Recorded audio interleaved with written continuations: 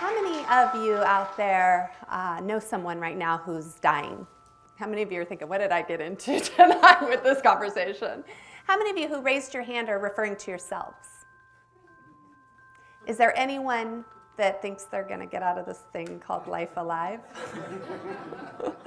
Okay.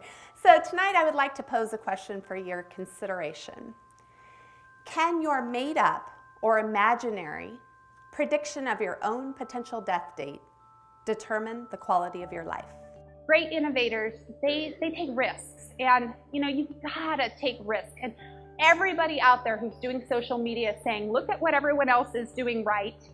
Okay, I say look at what everyone else is doing wrong. It's that thing that's not been done. It's that thing that we haven't tried, and it's embarrassing. It's uncomfortable. That's the thing that we need to try. Early in my life, I had a little slap in the face with something that made it very clear that life was precious and could be short for me.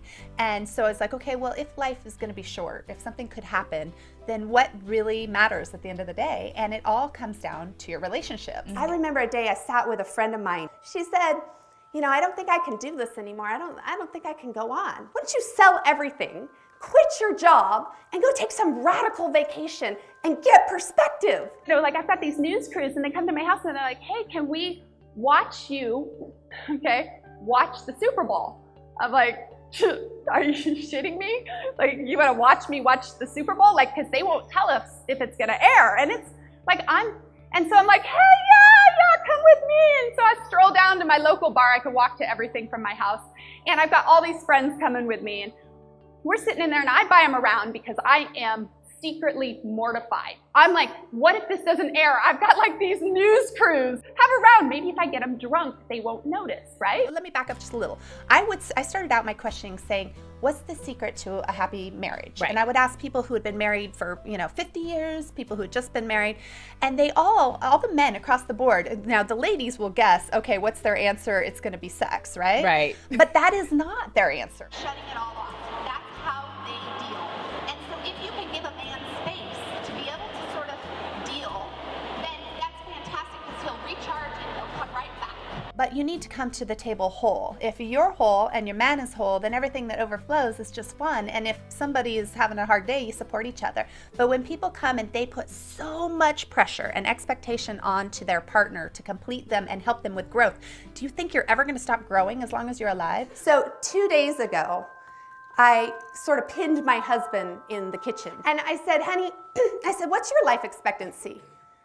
He's like, the what?